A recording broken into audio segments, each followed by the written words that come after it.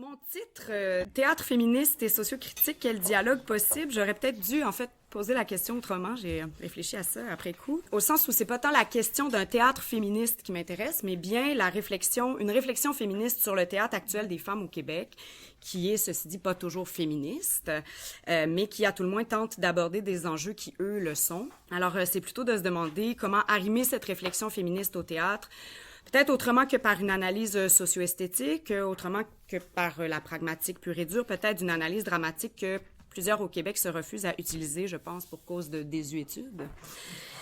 C'est là qu'intervient, me semble, adéquatement, je crois, la sociocritique. Je peux tout de suite citer, en fait, en exemple, les travaux de Véronique Grondine et de Marianne Marquis-Gravel, quoique les travaux de cette dernière ne portent pas sur les féminismes, mais quand même sur le théâtre québécois. Et donc, je peux renverser peut-être ma question, la travailler autrement. Théâtre, féminisme et sociocritique, quelle discussion possible, plutôt? L'usage de la sociocritique m'est apparu comme le geste à préconiser pour justement activer une lecture féministe du texte de théâtre, pour creuser au fond des mots, des situations, des échanges de paroles et surtout des enjeux qui touchent les femmes, pour parvenir à une mise en lumière non pas seulement d'un imaginaire féministe, mais surtout pour révéler, par le prisme de l'écriture dramatique, la société et ses mécanismes qui invisibilisent et minorisent encore les femmes. Donc, dans le cadre de mes recherches doctorales, je m'intéresse à la question de la liberté de choix dans la nouvelle dramaturgie des femmes au Québec depuis 2015. Et je soulève cette question tout particulièrement à travers les enjeux du travail, du corps et de la militance, ou de la parole citoyenne, ça dépend des jours.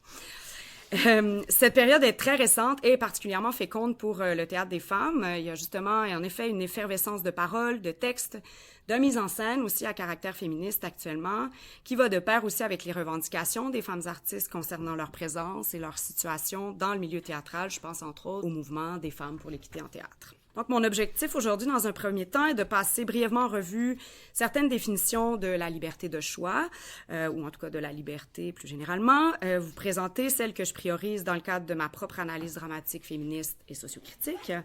Dans un second temps, je vais aussi m'attarder à l'enjeu du travail en contexte néolibéral à partir des thèses sur la rationalité néolibérale, comme la réfléchissent Pierre Dardot et Christian Laval, parce que ces réflexions d'ordre sociologique et philosophique me sont apparues très fécondes dans le cadre d'une analyse dramatique sociocritique. Et finalement, je vais regarder plus attentivement la question du travail, de l'épuisement et de l'aliénation sociale dans le texte dramatique Ni-o-Te-Mori de Sarah Bertium, texte qui est à l'étude dans ma thèse. Globalement, et en termes méthodologiques, mes analyses reposent sur une combinaison de sociocritique et de critique féministe d'inspiration fortement matérialiste, ainsi que sur la théorie de l'analyse dramatique de Patrice Pavis, une théorie qui emprunte principalement à la rhétorique et appliquée, entre autres, aux thèmes, aux actions et, bien sûr, au discours social. Donc, quand on parle de liberté, de quoi il est question, à partir de quelle base théorique, surtout dans un contexte féministe, comment je pose la question? Bon, parfois, je rencontre le mot liberté, il y a aussi question d'émancipation, d'empowerment, parfois aussi d'agentivité, de libération, donc un peu... comment dépatouiller tout ça. Donc, qu'est-ce qui est le plus pertinent pour analyser justement les enjeux du travail, du corps et de la militance dans la dramaturgie des femmes? Isabelle Guérin, qui est une chercheuse, dans le champ du développement international, nous donne d'abord quelques définitions intéressantes autour desquelles construire. Elle fait davantage référence aux termes empowerment et émancipation, lesquels, selon elle, sont interchangeables. Par émancipation, elle entend ici tout processus de libération à l'égard des contraintes. Angela Davis, la grande militante afro-américaine pour les droits civiques aux États-Unis, disait à peu près la même chose dans sa petite anthologie de l'émancipation, à savoir que, je la cite, « La première condition de la liberté, c'est l'acte de résistance au grand jour, de résistance physique, de résistance par la force, c'est le refus d'accepter les définitions du maître ». Isabelle Guérin fait mention de deux courants de pensée autour de la question de l'émancipation, la vision néolibérale et la vision radicale. Donc, je vais commencer par approfondir la seconde vision, celle radicale, qui m'apparaît être une vision transformatrice de la question, pour ensuite revenir à la première, la vision néolibérale, autour de laquelle s'est construit un discours critique très intéressant, principalement de la part de chercheuses féministes. Pour Guérin, une vision radicale de l'émancipation consiste en un processus d'acquisition de conscience critique, de pouvoir intérieur et de capacité d'action individuelle et collective promouvant le changement social. Dans le même ordre d'idée, je me permets de faire appel au concept de libération et de liberté, comme les pense Diane Lamoureux, politicologue féministe. Libération ici étant pour elle plus ou moins associée avec l'idée de rupture et de radicalisme, ce qui signifie également pour elle échapper à l'oppression, définition qui se rapproche de ce que Angela Davis soutient. D'un autre côté, toujours pour Diane Lamoureux, la liberté représente pour les femmes et les personnes minorisées, je la cite, l'accès au statut de coactrice du monde. Enfin, si cette vision radicale de l'émancipation semble difficile à acquérir, à atteindre, c'est peut-être, comme le mentionne l'anthropologue et féministe matérialiste Nicole-Claude Mathieu, je la cite, une des raisons de la limitation de la conscience propre chez les femmes est que leurs actes sont orientés en fonction des autrui dont elles dépendent et qu'elles servent matériellement. Donc, ce qui m'amène à vous parler de la seconde vision de l'émancipation, c'est le néolibéral, qui confirme ce que Nicole-Claude Mathieu soulève, à savoir qu'une vision néolibérale de l'émancipation fait croire aux femmes qu'elles sont maintenant libres de faire ce qu'elles veulent, alors que finalement, ce processus néolibéral mène à une resubordination des femmes. Chez Guérin, cette vision néolibérale se résume assez sommairement à l'exercice des capacités individuelles. Donc, qu'est-ce que ça signifie pour les femmes, cet exercice des capacités individuelles? Pour arriver à réfléchir cette question de manière plus concrète, je vais légèrement faire bifurquer ma question vers l'enjeu du travail des femmes en contexte néolibéral. Nancy Fraser, de qui je m'inspire beaucoup dans ma thèse, qui est une théoricienne critique et féministe, a démontré que ce qui avait l'air d'une libération des femmes dans le champ du travail dans les années 70 a été rapidement détourné puis absorbé par l'émergence du néolibéralisme. Et donc, l'exercice des fameuses capacités individuelles est devenu rapidement le geste de consommer, de faire de l'argent, grâce à une présence accrue, évidemment, sur le marché du travail. Dans son dernier opus, Fraser, en collaboration avec Cynthia Arruza et Titi Bhattacharya, Féminisme pour les 99%, un manifeste, Fraser mentionne que cette accointance entre le féminisme et le néolibéralisme a donné du souffle à ce qu'elle nomme le féminisme libéral. Et si j'en fais mention ici, c'est bien parce que la liberté de choix qu'on attribue principalement aujourd'hui au pouvoir décisionnel des femmes est basée sur ce féminisme libéral qui occupe énormément de place dans le discours et l'espace social.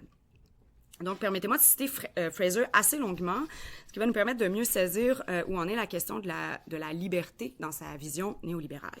Alors, Fraser dit « Les médias traditionnels continuent à assimiler le féminisme dans son ensemble au féminisme libéral. Mais loin de fournir des solutions, le féminisme libéral fait partie du problème. Centré sur les pays occidentaux et les catégories socio-professionnelles supérieures, il encourage les femmes à s'imposer et à briser le plafond de verre. S'employant à permettre à une poignée de femmes privilégiées de gravir les échelons au sein de l'entreprise et les grades au sein de l'armée, il propose une vision de l'égalité indexée sur les lois du marché qui coïncide parfaitement avec la manière dont les entreprises épousent actuellement la cause de la diversité. Alors, bien qu'il condamne les discriminations et prône la liberté de choix, le féminisme libéral refuse catégoriquement de reconnaître et de lutter contre les contraintes socio-économiques qui empêchent pourtant la grande majorité des femmes d'accéder à la liberté et à l'autonomie. Son véritable objectif n'est pas l'égalité, mais la méritocratie. Fin de la longue citation. Ce qui m'amène à aborder la question plus large du néolibéralisme et à préciser les théories auxquelles je fais référence dans le cadre de mes travaux. Pierre Dardot et Christian Laval, dans leur ouvrage « La nouvelle raison du monde », qui a été publié en 2009, nous amènent à penser le néolibéralisme d'un angle sociologique et philosophique en considérant, je les cite, que le néolibéralisme définit une certaine norme de vie dans les sociétés occidentales. La singularité des travaux de Dardot et Laval repose justement sur leur approche qui consiste à analyser la conception et les impacts sociologiques du néolibéralisme sur la construction des subjectivités et sur les vies humaines. Selon eux, il n'est plus possible dans le contexte actuel de penser uniquement le capitalisme en termes de marché, de dérégulation et de prioriser ce qu'ils nomment l'ontologie naturelle que serait le laisser-aller capitaliste. Pour eux, je les cite, « Le néolibéralisme est la raison du capitalisme contemporain, d'un capitalisme débarrassé de ses références archaïsantes et pleinement assumé comme construction historique et comme norme générale de la vie. » Les chercheurs évoquent l'usage nécessaire du concept de liberté, évidemment, dans le cadre de la gouvernementalité néolibérale, puisque, selon eux, gouverner par la liberté, c'est jouer activement sur l'espace de liberté laissé aux individus pour qu'ils en viennent à se conformer d'eux-mêmes. Nyota Mori de Sarah Bertium nous offre deux exemples de personnages qui soit se conforment de plein gré à cette logique néolibérale, le créatif, ou encore contre leur gré, le personnage de Maude. Je vais en parler un petit peu plus en détail un peu plus tard. La singularité de la réflexion de Dardot et Laval repose en fait sur le fait qu'ils examinent les mécanismes d'assujettissement de la rationalité néolibérale pour tenter d'en comprendre les effets sur les modes de vie et de pensée des individus. Les chercheurs proposent de réfléchir au mode de vie néolibéral par le prisme de ce qu'ils nomment le sujet néolibéral ou néo-sujet. Donc, devenu pour eux logique générale des rapports humains soumis à la règle du profit maximal, la rationalité néolibérale s'appuie sur un dispositif d'efficacité, c'est-à-dire un ensemble de structures qui touchent et influencent la vie humaine, donc l'éducation, le contrôle des corps, les modes d'organisation du travail et des loisirs, etc. Dans ce contexte, le sujet néolibéral développe un mode de gestion de soi de l'ordre de ce que Dardot et Laval nomment un gouvernement de soi entrepreneurial, dont la principale activité consiste à être entièrement dédiée à son travail. On verra que c'est ce qui se produit dans Nyota Mori. Pour Dardot et Laval, cette totale immersion du sujet dans cette sphère de sa vie ne peut se faire sans qu'une rationalisation du désir, comme ils le disent, se pense et s'intériorise. Donc, ce processus trouve son plein essor autour de la triade suivante.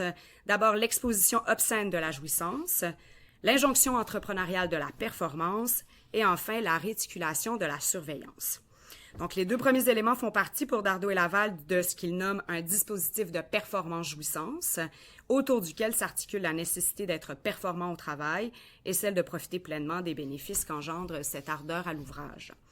C'est la surveillance constante de soi, enfin, qui joint ces deux faces de la même médaille, qui fait en sorte que le sujet néolibéral se trouve gouverné dans le dispositif performance-jouissance. Donc, cette gouvernementalité de soi rigide fait en sorte que les sujets doivent désormais être capables de s'adapter aux risques associés à la pression et à la peur sociale, à l'insécurité en matière d'emploi et de salaire, et enfin s'adapter à la concurrence et à la compétition toujours plus féroce. C'est donc à un mode de vie complètement intériorisé que nous renvoie la rationalité néolibérale selon Dardot et Laval, donc une manière de gouverner et surtout d'être gouverné, de penser et de vivre dont les rouages sont multiples et tentaculaires. On sort de la théorie, on plonge dans le théâtre. Dans l'ensemble des œuvres traitées dans le cadre de mon chapitre de thèse qui est dédié en fait à la question des représentations et des discours sur le travail, Nyota Mori de Sarah Berthiaume est sans doute la pièce en fait qui touche au plus près du sujet du capitalisme sauvage et de sa rationalité néolibérale, justement. La pièce est publiée aux éditions de Ta Mère en 2018 et est présentée la même année au Centre du théâtre d'aujourd'hui dans une mise en scène de l'autrice et de Sébastien David. Nyota Mori raconte en 3 tableaux la lente descente aux enfers de Maude, une travailleuse pigiste qui n'arrive pas à terminer la rédaction d'un article. Ça sonne des cloches peut-être. Après avoir interviewé un jeune travailleur en vogue, le créatif, au sujet des métiers d'avenir, elle s'enferme chez elle pour rédiger son dossier dans l'espoir de le terminer avant de partir en voyage avec son amoureuse. Mais l'angoisse, les délais serrés et la procrastination l'amènent dans un univers parallèle à la rencontre de nombreux personnages prisonniers eux aussi d'une spirale asphyxiante de la performance néolibérale. Et donc, moi, c'est à travers une déconstruction de l'espace théâtral, dans la multiplication des lieux et dans leur collision aussi, puis par le basculement vers le réalisme magique que Berthiaume travaille le sujet du néolibéralisme et l'état d'aliénation dans lequel est plongé particulièrement le personnage de Maude. En effet, le réalisme magique, genre qui, selon Walsh Matthews, introduit à la fois des éléments réalistes et surnaturels, sert ici en fait un double dessein. D'abord, il permet le renversement de la réalité et des espaces pour créer un effet de vertige et d'envahissement chez Maude. Et ensuite, une compression du temps et de l'espace agit inversement sur elle, c'est-à-dire qu'elle l'isole dans une narration qui lui refuse une prise concrète sur le présent de l'action. Avant toutefois de me tourner vers les effets du réalisme magique, qui sont surtout repérables à partir de la deuxième partie de la pièce, je vais analyser la trajectoire de Maude dans la première partie.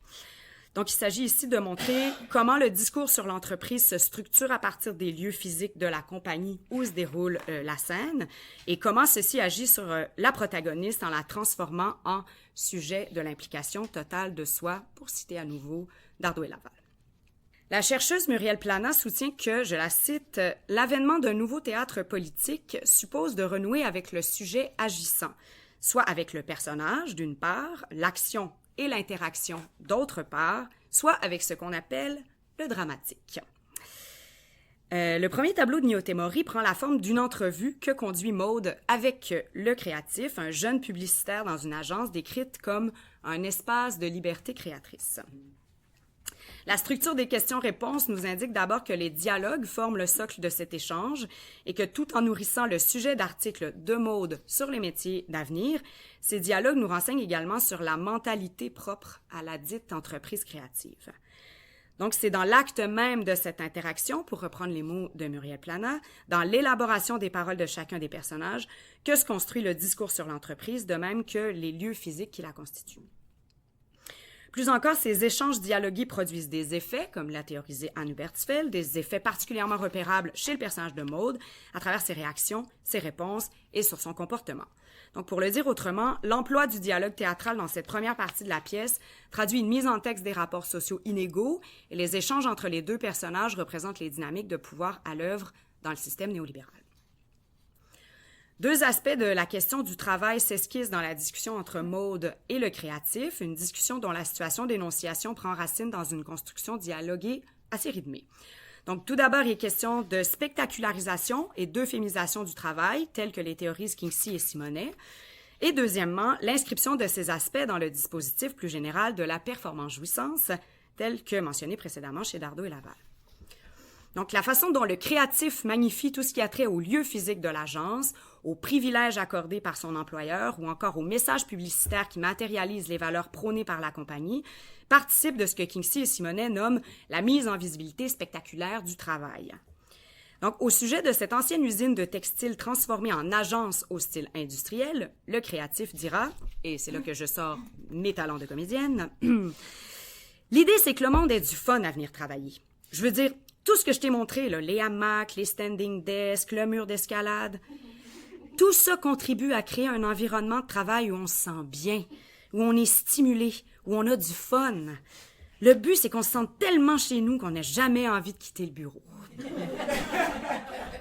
Il y en a des savoureuses tout au long de la présentation.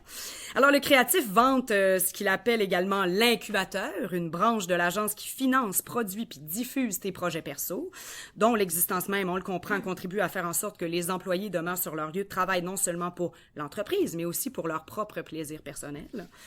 Et enfin, dans le discours qu'il tient pour décrire son emploi du temps et ses 1000 projets, le créateur glorifie les horaires chargés, beaucoup de meetings, dira-t-il, et valorise la liberté de création partout, en tout temps. « The limit is not in the sky, it's in the mind ». Ce personnage, dont la seule apparition est au début de la pièce, forge une représentation théâtrale de ce que Dardot et Laval nomment le sujet néolibéral, bien sûr. L'autrice construit en effet le créatif comme un sujet actif qui doit participer totalement, s'engager pleinement et se livrer tout entier dans son activité professionnelle. À nouveau, Dardot et Laval. Par sa seule présence et le discours qu'il promeut, il valorise une idéologie du travail extrême à laquelle Maude va essayer de se conformer tout au long de la pièce.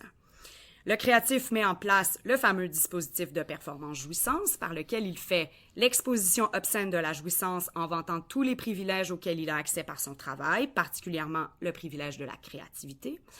Il cristallise par sa présence et son discours l'injonction entrepreneuriale de la performance et enfin, de manière plus subtile et sournoise, il veille à la réticulation de la surveillance générale, principalement celle que Maude va s'infliger aussi graduellement à partir de sa rencontre avec ce personnage. Dans cet entretien entre Maude et le créatif, on constate que la spectacularisation du travail et la ferveur avec laquelle ce sujet néolibéral y plonge masquent des inégalités frappantes entre les hommes et les femmes au sein de cette entreprise, et c'est là, évidemment, qu'une analyse féministe est pertinente. C'est par les réactions et les réponses de Maude tout au long de l'entrevue, dans ce que Jean-Pierre Ringart nomme un théâtre de la conversation, banal en apparence, mais malgré tout traversé par toute une série de sous-entendus, qu'apparaît l'aspect critique et politique du théâtre de Berthiaume, ou en tout cas de cette pièce. Les aspects critiques montrent l'effet inverse de cette mise en visibilité spectaculaire du travail, soit l'invisibilisation des femmes par l'euphémisation de leur contribution dans le contexte du travail. Je renvoie ici à nouveau à Kingsley et Simonet. Maude devient un personnage catalyseur des enjeux qui relient les femmes au travail en entreprise et se retrouve au centre d'une situation où son propre travail est diminué de manière subtile et insidieuse. À titre d'exemple, le créatif lui demande vers la fin de l'entrevue si elle est journaliste et donc habituée à travailler avec la contrainte. La réponse de Maude et l'échange qui s'ensuit révèlent bien justement les disparités dans le traitement offert aux femmes. Donc, l'échange débute avec Maude et je vais jouer 2 personnages, Maude et le créatif. Alors, Maude, je suis à mon compte, fait que je fais un peu de tout, là. Je suis comme autrice, journaliste, chroniqueuse, recherchiste, rédactrice, blogueuse, chargée de projet, gestionnaire de communauté et le créatif, pigiste, dans le fond. C'est ça. Fait que t'as pas tant de contraintes que ça. Pas d'horaire, pas de boss, la belle vie. Ouais, c'est ça. Donc, c'est quoi le nom déjà le nom de ton... Le nom du dossier? Ouais. Curriculum des possibles. Regard croisé sur les métiers d'avenir. C'est un beau titre. Fin de l'échange. Les réponses offertes par le créatif dans ce précédent échange minimisent complètement le statut de travailleuse de Maude. La réduction de toutes ses tâches à simple pigiste, l'atténuation de ses conditions de travail précaires en créant l'effet inverse, c'est-à-dire en valorisant la liberté qu'elle possède par l'absence de patron et d'horaires rigides, ou encore le dénigrement à peine masqué de son dossier par la seule mention d'un beau titre. Les réponses toujours brèves et sous forme interrogative, de Maude, donnent l'effet d'une incapacité à communiquer adéquatement, d'une paralysie presque chez elle et d'un désintérêt flagrant de la part du créatif. Ah, j'ai marqué créateur. Quand même, c'est intéressant. Les effets de l'euphémisation nous donnent à voir un dispositif de la performance jouissance qui est bien sûr sexiste et classiste. Cette scène d'entrevue est le point de départ où Maude prend conscience des conditions d'aliénation formées par l'idéologie néolibérale en contexte d'entreprise. Les grandes marques d'oralité, les échanges dialogués soulignent la concrétude de la situation d'énonciation et déterminent le lieu physique et idéologique à partir duquel les relations basculent ensuite dans le réalisme magique. La majeure partie du premier tableau se déroule donc dans une entreprise de publicité et se construit grâce à la discussion entre Maude et le créatif, donc suivant une logique assez linéaire du récit. De l'échange en tout cas.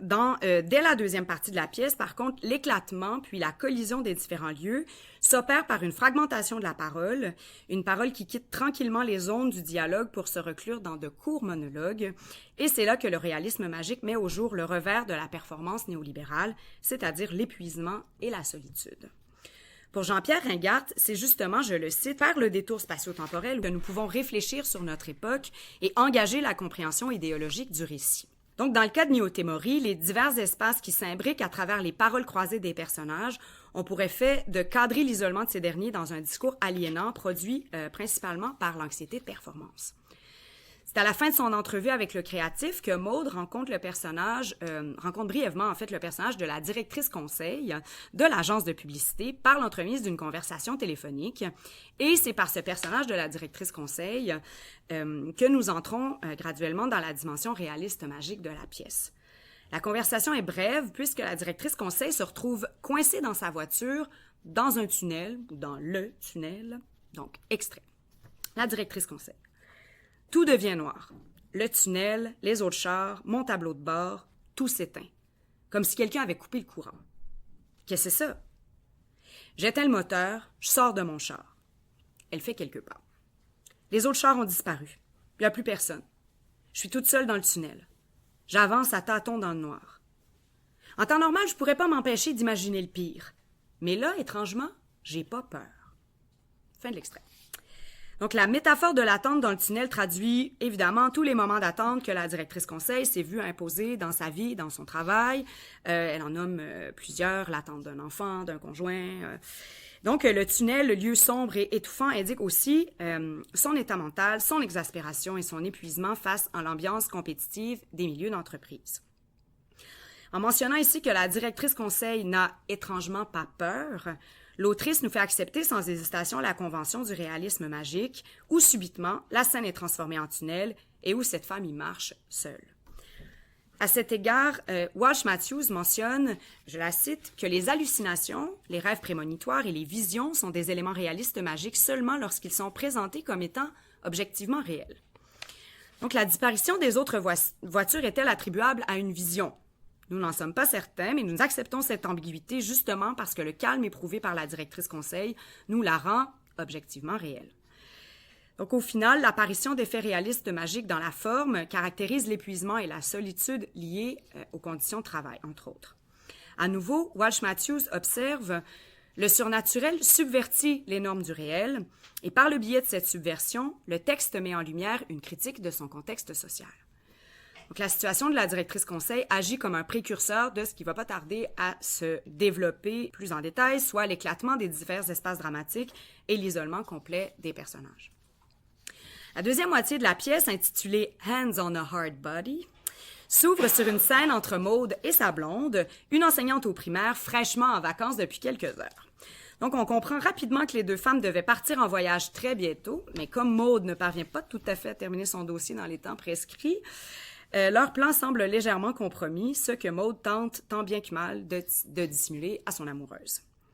L'apparition de Benny K. Anderson, un Américain qui participe au concours Hands on a Hard Body d'un concessionnaire Toyota à Austin, au Texas, fait en sorte que Maude est entraînée dans une spirale aliénante. J'aurais pu trouver un autre qualificatif, mais bon, c'est ce qui est écrit. Benny K. Anderson endosse en effet plusieurs rôles discursifs dans la seconde partie de la pièce. Sa présence joint, selon la théorie de l'analyse dramatique de Pavis, les niveaux discursifs et idéologiques du texte par la mise en texte de sa situation en tant que travailleur précaire au niveau discursif et la réflexion plus large concernant le travail, le néolibéralisme et l'aliénation sociale que sa présence suscite, donc le niveau idéologique. Donc encore une fois, c'est grâce au réalisme magique et à la mobilité des différents lieux que se produit cette rencontre entre les structures discursives et idéologiques. Les apparitions de Benny K. Anderson sont construites sous la forme de courts monologues dans lesquels il décrit en détail le déroulement du concours d'endurance auquel il participe, concours qui consiste, je cite le texte, à avoir une main ou une autre partie du corps en contact avec une voiture le plus longtemps possible. Et notre Benny, au moment où il nous apparaît dans l'histoire, il a la bouche collée depuis 65 heures sur l'aileron arrière d'une Toyota Yaris. La même voiture que Maude, faut le dire. Donc, en entrecoupant les paroles de Maude, qui tente d'accomplir de multiples tâches pour avancer dans l'écriture de son texte, au monologue du travailleur américain, donc Berthiaume déploie une métaphore entre les efforts de Benny K. Anderson et ceux de Maude. Évidemment, on le comprend à la lecture.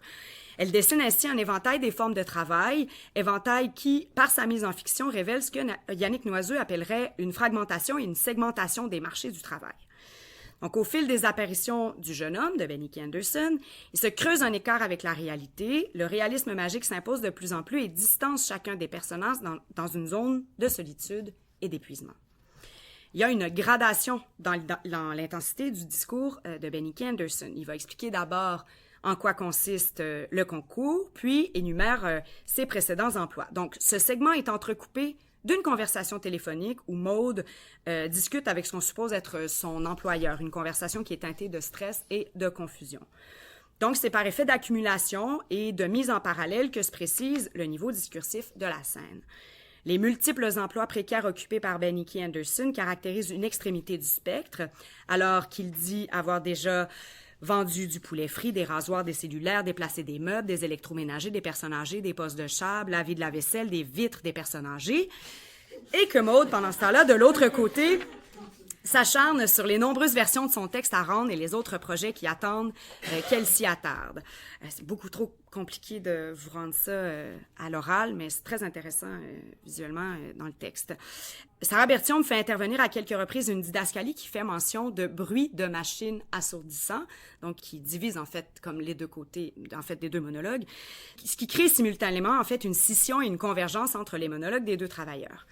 Donc, la rencontre produite entre deux types de travail que Noiseux pourrait qualifier de flexibles, les multiples emplois précaires de Benny K. Anderson et les tâches liées au travail de pigiste de Maude, engendre une réflexion sur les diverses mises en texte du travail, sur l'accumulation des tâches, leur diversification et sur le poids social imposé aux individus selon leur positionnement aussi dans le spectre social.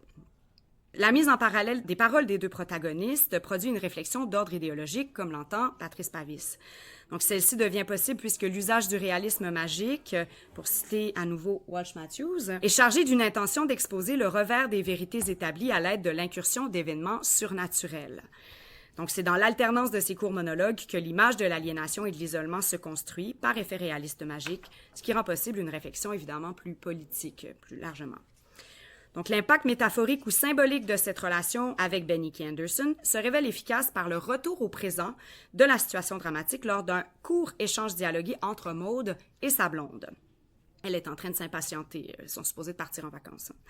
Donc, c'est au moment où le travailleur Benny K. Anderson nous relate la perte de conscience d'un participant au concours que le présent de la situation refait surface. Extrait. 3 personnages. Benny. En entendant sa tête frapper le sol, j'ai ressenti la même chose que quand j'ai tué un chevreuil. Une grande puissance. Comme s'il m'avait transféré sa force. Comme si c'était moi qui l'avais tué. La blonde de Maud? Calice. Maud? Mais ça veut pas dire qu'on peut pas partir, là. Ça change absolument rien à nos plans. On part pareil, comme on avait dit. La seule affaire qui change, c'est qu'il va falloir que je prenne du temps pour travailler. Un peu. Fin de l'extrait. Donc, la métaphore du choc ici se répercute autrement chez la blonde de Maud, bien évidemment. Ce qui apparaît comme une sorte de délivrance chez Benny K. Anderson est en fait, dans le présent de la situation dramatique, le coup final, comme on le comprendra plus tard, à la relation entre Maud et sa blonde. L'usage brutal du calice brise la dimension réaliste magique pendant quelques instants et nous ramène sur le terrain de l'échange dialogué. Dialoguer, ce serait décider, nous dit Jean-Pierre Sarrazac, et en effet, le dernier dialogue à proprement parler dans Néotémorie, celui entre Maud et sa blonde, nous recentre sur l'agir de la parole, l'espace de quelques instants, instants pendant lesquels on fait le constat de la spirale sociale dans laquelle Maud s'est engouffrée. Extrait. 2 personnages, Maud et sa blonde. Maud.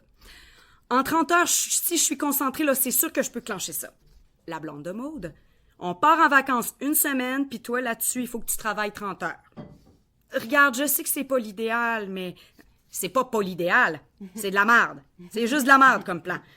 Étais-tu vraiment obligé de le prendre? Mais c'est la première fois qu'il me donne un dossier complet. Je sais bien, mais je pense que tu réalises pas, babe. C'est pas une petite affaire, là, c'est gros. Même si c'est payant, là, ça vaut-tu vraiment la peine? C'est pas une question d'argent. C'est une question de quoi, d'abord? De visibilité? La blonde de Maud roule des yeux, dépassée. Quoi? Tu vas scraper nos vacances pour une question de visibilité. Fin de l'extrait. Donc, cet argumentaire entre Maud et sa blonde démontre bien sûr toute l'absurdité, voire même l'aberration, d'abord de la situation dans laquelle elle se retrouve, mais surtout du régime de pensée qui produit cette situation. Ce n'est plus même la question économique qui guide Maud, mais bien cette gouvernementalité par la liberté dont faisait mention Dardot et Laval. Au point où Maud ne devient que son travail, elle se conforme entièrement à cette logique.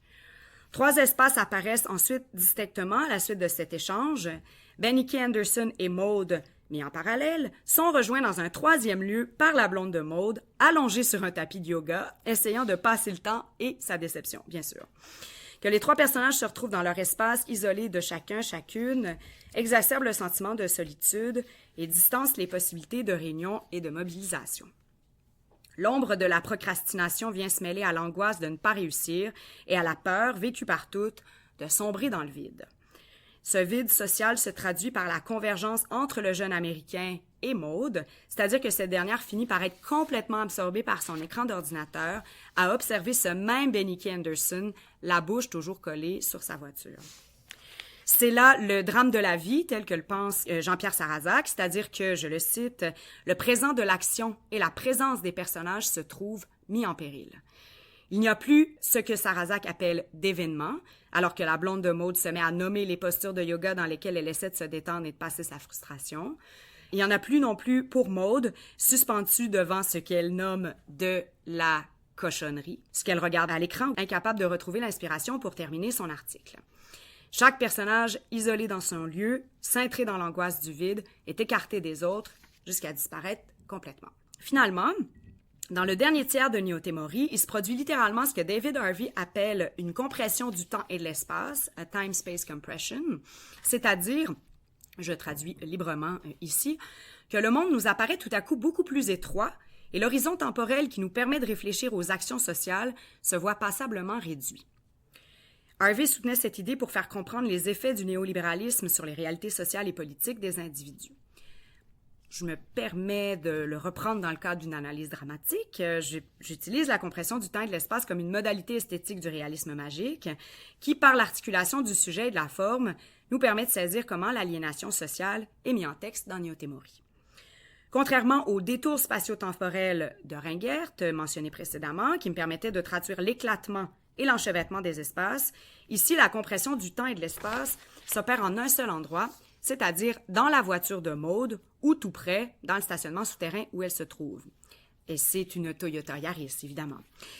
C'est là que Maude fait la rencontre de Hideaki Komatsu, un caresseur de voitures sur la chaîne de montage de l'usine Motomachi de Toyota City au Japon, et de Priya Patel, une ouvrière dans une usine de confection de sous-vêtements à New Delhi, en Inde. Tous ces trois personnages se rencontrent dans la voiture de Maude, à Montréal, on suppose. Donc, malgré l'étroitesse du lieu, ironiquement, les personnages n'arrivent jamais à établir un réel contact. La narration les repousse constamment dans des espaces clos où l'action, racontée à distance plutôt que vécue dans le présent du dialogue, joue sur la perte de contrôle des différents personnages et évidemment particulièrement sur Maude.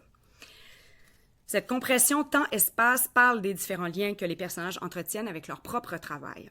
Donc, la convergence vers la voiture, symbole de réussite occidentale par excellence, n'est pas anodin. Maude, à ce moment de la pièce, est complètement épuisée. Alors qu'elle doit prendre sa voiture pour aller faire une dernière entrevue dans le cadre de son dossier, il y a Priya Patel qui, elle aussi, épuisée dans l'usine de textile où elle fabrique des soutiens-gorge, se trompe de porte en quittant son lieu de travail et se retrouve dans le stationnement chez Maude. Elle constate que cette dernière porte le fameux soutien-gorge qu'elle-même s'éreinte à fabriquer pour un salaire de misère. Et donc, dans un éclat de colère, elle pousse Maude, qui se retrouve alors enfermée dans le coffre de sa voiture. Donc, à partir de ce moment, le réalisme magique s'empare de la voiture. Littéralement, il la fait voyager jusqu'à l'usine Toyota où travaille Komatsu Hideaki. Donc, ce dernier, enfin, sur sa chaîne de montage, fait la rencontre de Maude alors qu'il cherche à détecter des imperfections sur les voitures. Donc, il va en devenir tellement obsédé qu'il va finir par s'introduire dans le coffre d'une des voitures sur sa chaîne de montage pour essayer de retourner dans le stationnement où Maude a été laissée par Priya Patel. La compression temps-espace se reflète justement dans un imaginaire de la chaîne de montage, de l'usine également, où même Maude finit par être entraînée à travers ses rêves. Ces éléments nous offrent une réflexion sur les classes sociales, sur la marchandisation de la force de travail, la question de la sous-traitance et les effets du ruissellement associé au capitalisme contemporain. Émerge également un questionnement sur le colonialisme et l'impérialisme, sur les rapports de domination nord-sud et sur l'exacerbation des inégalités et la hiérarchisation entre les femmes, malheureusement. Dans la forme, on assiste à une sorte de solidification de la narration, c'est-à-dire que bien souvent, un des trois personnages raconte ce qui se passe devant ses yeux, entre les deux autres personnages, sans pourtant prendre part à l'action. Priya Patel interrompt souvent ce que Komatsu souhaite qu'il se produise. La narration nous expose à une suite d'actions à poser pour que le déroulement de l'histoire concorde avec ce que la rationalité néolibérale attend de chacun des personnages. Donc, cette alternance de la narration nous montre des personnages en quête de contrôle, qui tentent chacune de prendre les rênes du récit pour tenter non pas uniquement de transformer leur propre situation, mais également pour structurer autrement le déroulement de la grande histoire du capitalisme. Finalement, tout le monde parvient à s'échapper de la situation dramatique et de la situation sociale grâce à l'univers réaliste magique. Sauf, malheureusement, Maude. Et donc, que doit-on déduire de son inaction? Elle nous laisse sur ses paroles. Peut-être que la liberté, c'est d'être un échec, être complètement impuissante puis improductive, pas faire d'efforts, pas choisir, arrêter de choisir, c'est tellement épuisant de choisir, asti qu'on choisit des affaires dans la vie. Si on est malheureux, c'est toujours de notre faute, c'est parce qu'on n'a pas fait les bons choix. Peut-être que la liberté, c'est de plus en avoir de crise de choix, d'être juste effoiré dans un sous-sol sans aucune espèce de possibilité, juste être un meuble qui fait ce qu'il a à faire, c'est-à-dire juste absolument, délicieusement rien. Donc, être libre signifierait, dans Néothémorie, ne plus rien faire, ou pire, devenir un objet. Donc, la fin ne signifie-t-elle pas que l'inaction de Maude, plutôt que d'être perçue comme de l'immobilisme, représente finalement un épuisement tellement grand que plus rien n'est possible? Que tout le monde quitte la scène, que tous les personnages puissent s'échapper, ne signifie-t-il pas l'effritement des idéaux collectifs et de la solidarité? La liberté de choix des femmes est-elle envisageable, réellement, en dehors d'une collectivité forte, d'un combat pour obtenir de réels acquis? Donc, ce ne sont ici que les débuts de mes analyses à proprement parler. Mon objectif est à la fois sensible et politique. Bien sûr, je souhaite vraiment une reconnaissance des enjeux féministes abordés par les autrices dans mon corpus, leur mise en lumière et évidemment L'analyse sociocritique, par sa teneur politique, selon moi, me semble être l'avenue propice pour prendre au sérieux les démarches d'écriture de ces autrices. Il me reste peut-être un petit côté idéaliste, à tout le moins optimiste, mais il me semble qu'une dramaturgie critique politique et donc une dramaturgie féministe demeure une avenue intéressante, un lieu même d'où peut éclore une conscience critique. Merci beaucoup.